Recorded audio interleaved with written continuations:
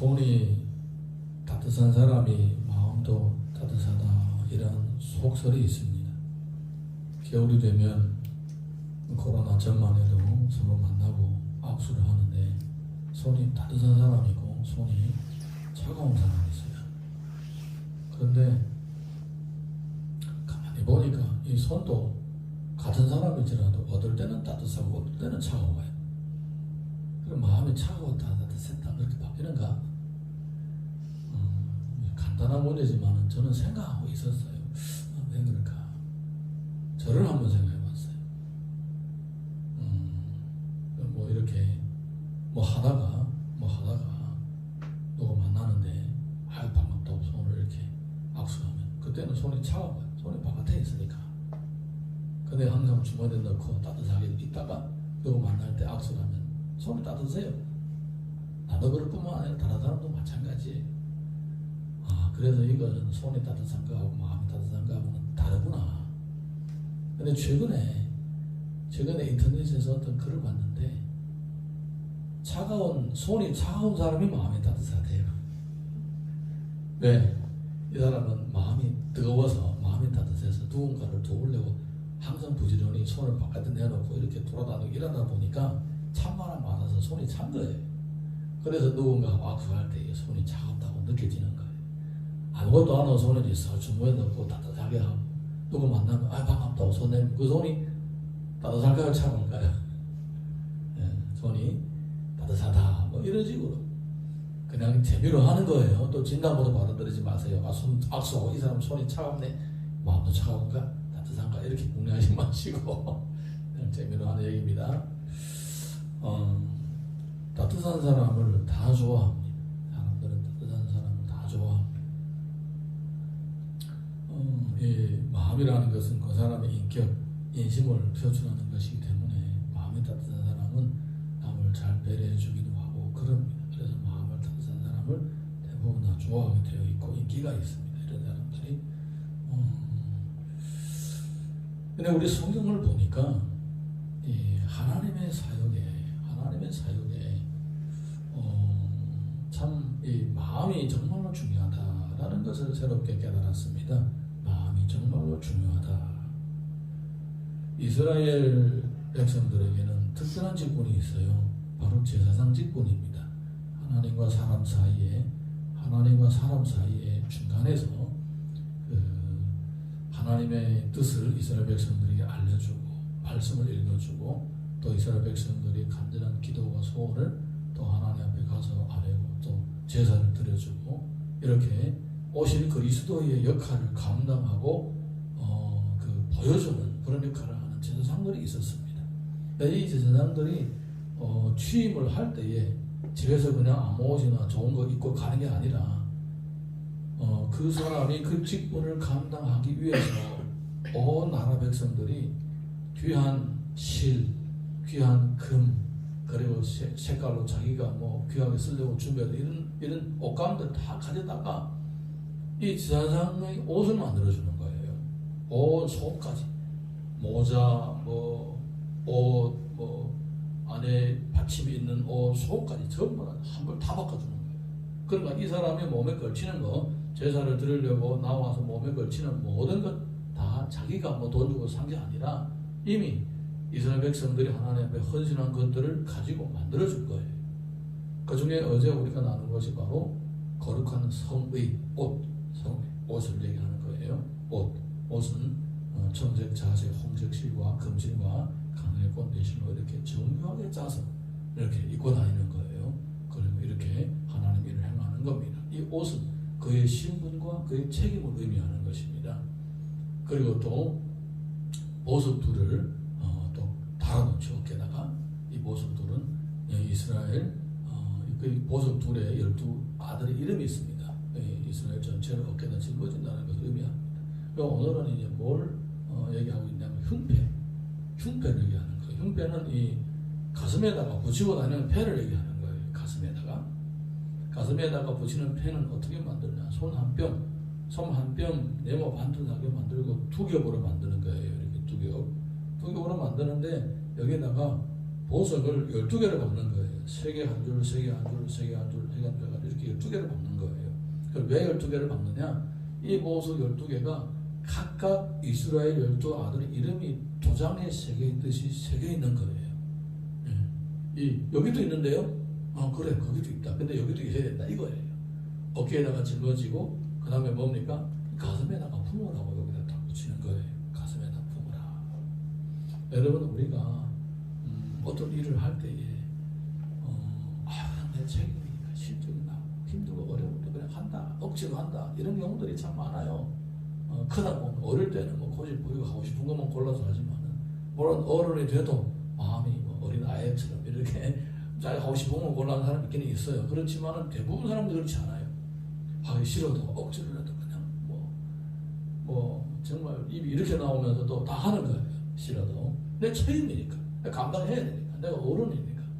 근데 성경을 보니까 그것까지도 극복하라고 우리들에게 보여주시는 거예요. 하나님의 일을 할 때는 우리가 어깨로 짊어질 뿐만 아니라 또 마음도 다 해야 된다는 것을 보여주는 거예요. 할렐루야. 우리가 하나님을 사랑할 때에 마음과 뜻과 힘을 다하여 하나님을 사랑하라고 하는 거예요. 그러니까 하나님은 물론 우리가 하기 싫어서 하기 힘들어서 억지로 하는 것도 받아주시지만은 거기에 우리 마음까지 다하여 한다면 하나님은 그것을 정말로 기쁘시게 받아주시는 거예요. 왜냐하면 하나님 우리의 마음을 보시는 하나님이시기 때문입니다. 제가 한국에 처음에 왔을 때에 어떤 모임에 갔습니다. 모임에 갔는데 거기에 연세 많은 목사님들도 계시고 또 저하고 비슷한 연배도 있고 저보다 어린 전도사도 있고 이렇게 한 20-30명 모여서 얘기를 하다가 이 표정 관리에 대해서 나왔습니다. 표정 관리. 사람이 40이 넘으면 자기 얼굴에 책임져야 된다. 그리고 이제 항상 미소를 지어야 된다. 이렇게 좀 얘기를 하는데 저는 그 얘기 듣고 마음이 못마땅하게 생각했어요. 그럼 내가 싫어도 기쁜 표정을 지어야 되니까 그렇게 해야 된다는 거예요. 사람이 기분 나쁠 때 표정이라도 기쁜 표정을 지면 기분이 좋아진다는 거예요. 나중에 보니까 뭐 웃음 치료까지도 있더라고요. 기분이 더럽고 안 좋을 때 우울할 때 웃으라는 거예요. 하하하 웃으라는 거예요. 웃으면 기분이 좋아진다는 거예요. 야, 지금도 저는 거기에 대해서 회의를 느끼고 있습니다. 이게 진짜일까? 진짜일까? 그렇게 생각하고 있어요. 아니 기쁜 일이 있고 기뻐야 그 얼굴에 표출되는 거지. 안 기쁜 거 억지로. 실제로 제가 어떤 목회자 한 20몇 년 동안 목회를 잘하신 목회자를 보았는데 선교회가 있어가지고 학생들 선교사들을 훈련하고 그런데 아주 책임을 지신 분이에요. 근데 못 오신다는 거예요. 그분이 왜 못 오셨느냐 보니까 안면 마비증이 와가지고 근육이 안 움직인다는 거예요. 그래서 제가 얼마나 힘들게 목회했느냐. 마음에 싫어도 막 웃는 표정을 지어야 되고 속은 부글부글 끓는데 웃는 척 해야 되고 표정 관리를 하다 보니까 자기의 사람의 정서와 이 얼굴 표정이 거꾸로 가는 거잖아요. 어떨 때는 싫은 것도 막 이렇게 얼굴 미소를 지어야 되니까 그러면서 혹시 안면마비 온 거 아닌가 추측을 해봤습니다. 의학적인 근거는 없습니다. 어쨌든 성경에서는 하나님의 일을 할 때 마음까지도 다하라고 우리들에게 보여주는 거예요. 하나님을 마음, 뜻, 정성을 다해서 사랑할 뿐만 아니라 둘째는 그와 같으니 내 이웃을 내 자신같이 사랑하라고 합니다. 둘째는 그와 같다고 했습니다. 그와 같다는 말이 무슨 말입니까? 이웃을 사랑할 때도 마음과 힘과 뜻과 정성을 다해 여기를 다 하라는 거예요. 여기를. 할렐루야. 물론 잘 안 되기 때문에 하나님께서 하라고 하는 거예요. 다 100% 잘하고 있으면 하나님은 뭘 하라고 하겠습니까? 잘 못하기 때문에 우리 그렇게 하라고 표준을 보여주는 거예요. 마음을 다해서 하라. 우리가 주의 일을 할 때도 그렇고 또 우리 가족하고 같이 생활하면서 가족들을 섬기고 또 친척들을 돕고 지인들을 돕고 이웃들을 또 사랑하는 이런 모든 일들에 있어서 정말로 마음까지 가기는 힘든 거예요. 사실 어려운 거예요. 그런데 하나님께서 나에게 은혜를 주시면 그렇게 할 수 있다는 거예요. 내가 마음이 따라 못 가도 마음이 싫은데도 억지로 하는 이런 것들을 극복할 수 있고 그 하나님의 뜻에 마음까지도 기꺼이 순종하면서 할 수 있다라는 거예요. 내 힘으로는 불가능하지만은 하나님의 은혜로는 그것이 가능하다라는 거예요. 표정만 관리하는 것이 아니라 내 인격 전체를 동원하여서 마땅히 해야 될 일을 하나님과 함께 기꺼이 하게 하는 것이 바로 이 말씀의 취지인 거예요. 할렐루야. 오늘 내용 보게 되면 바로 그거를 우리들에게 보여주시는 거예요. 우리 예수님을 보시면 그래요. 주님은 원수를 사랑하라는 것이 입에 발린 말이 아니었더라고요.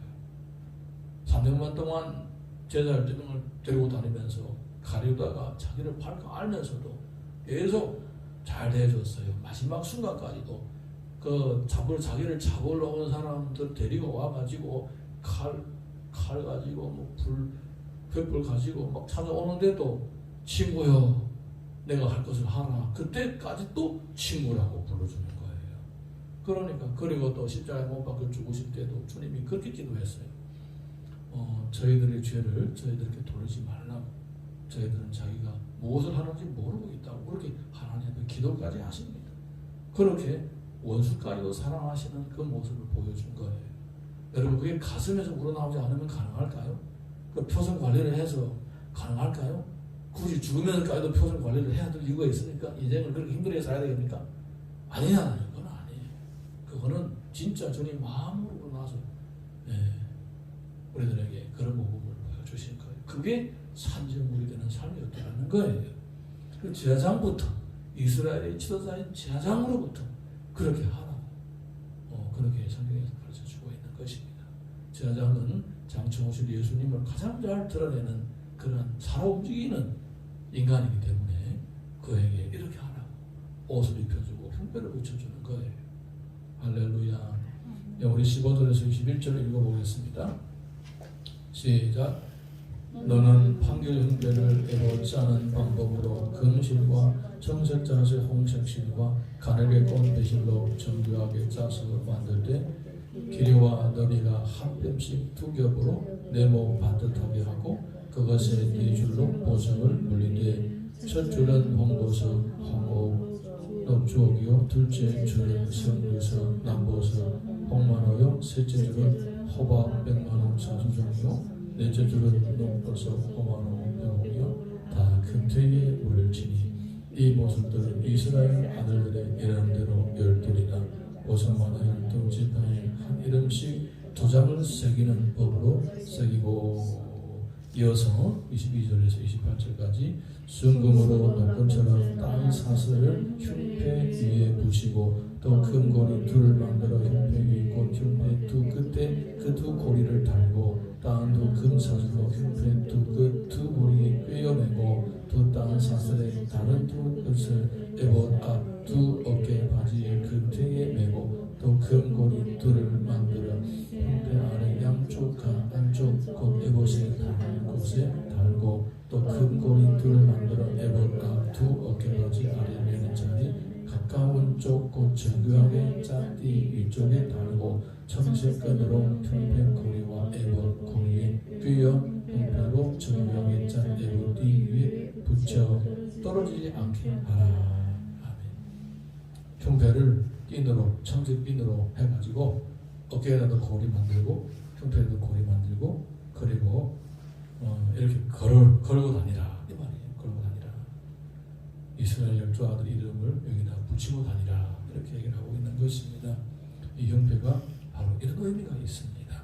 하나님 앞에서 이스라엘을 또 대표해서 이렇게 제사를 드리고 기도하고 또 성경을 가르칠 때에 이렇게 가슴을 품고 이렇게 하라고 가르치고 있습니다. 그리고 29절에서 30절 읽어보겠습니다. 시작. 아론이 성소에 들어갈 때에는 이스라엘 아들들의 이름을 기록한 이 판결문표를 가슴에 붙여 여호와 앞에 영원한 기념을 삼을 것입니다. 나는 우림과 둠림을 판결 흉패 안에 넣어 아론이 여호와 앞에 들어갈 때에 그의 가슴에 붙이게 하라. 아론은 여호와 앞에서 이스라엘 자손의 흉패를 항상 그의 가슴에 붙일지니라. 아멘. 항상 흉패를 가슴에 붙이고 다니라. 그리고 흉패는 두 겹으로 했으니까 주머니가 되는 거예요. 주머니. 그 안에 우림과 둠림이 있습니다. 두 보석이죠. 우리가 둠밈을 뭐 할 때 쓰는 것이냐? 거기에 이 흠표도 넣어놓고 예를 들어 이런 것입니다. 다윗이 전쟁에 나가고 싶어요. 하나님 아버지, 내가 전쟁에 갈까요 말까요? 가라, 가지 말라, 이렇게 하나님께서 음성으로 들어주지 않으시잖아요.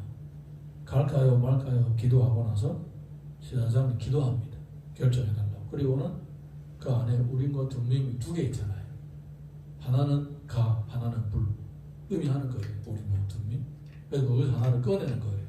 꺼내 보여주는 거예요. 가하면 전쟁에 가라고 하나님 알려주시는구나. 전쟁에 가는 거예요. 불 남았어요. 다른 게 남았어요. 끓이면 가지 말라고 하는 것이구나. 그거를 전적으로 따르는 거예요.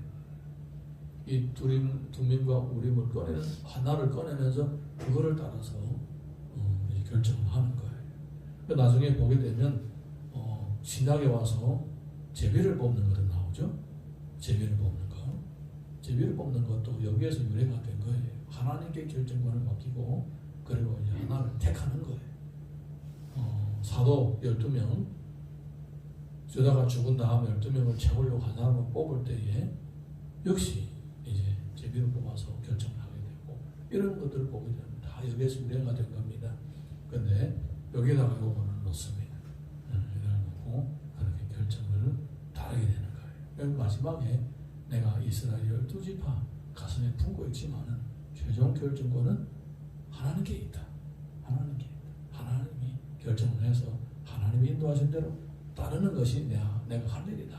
제사장은 이런 마음으로 백성들을 섬기는 거예요.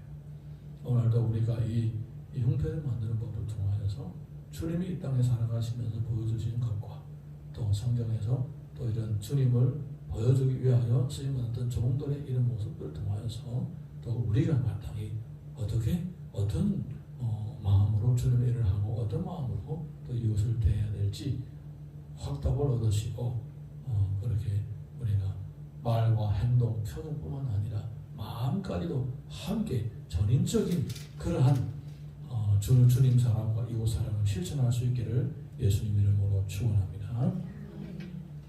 성경 구절을 읽어보겠습니다. 빌립보서 1장 8절 보게 되면 내가 예수 그리스도의 심장으로 너희 우리를 얼마나 사모하는지 하나님이 내 증인이시니라. 그리스도의 심장으로 사랑했다라고 하는 거예요. 예레미야서 20장 9절 보게 되면 내가 다시는 여호와를 선포하지 아니하며 그의 이름으로 말하지 아니하리라 하면 나의 마음이 불붙는 것 같아서 골수에 사무치니 답답하여 견딜 수 없나이다. 주의 일을 위하여 마음이 끓는 거예요. 안 하면 마음이 견딜 수가 없을 정도로 괴로워가지고 열정으로 주님의 일을 했다. 그렇게 가르쳐주고 하는 겁니다. 그래서 성경을 보게 되면 우리 마음이 움직이냐 움직이지 않느냐 아주 중요합니다. 마음을 다하여 주님을 사랑하고 또 그와 같이 주의 사랑을 삶 가운데서 만나는 사람들에게 실천할 수 있는 우리 모두가 되시기를 다시 한번 주님의 이름으로 축원합니다.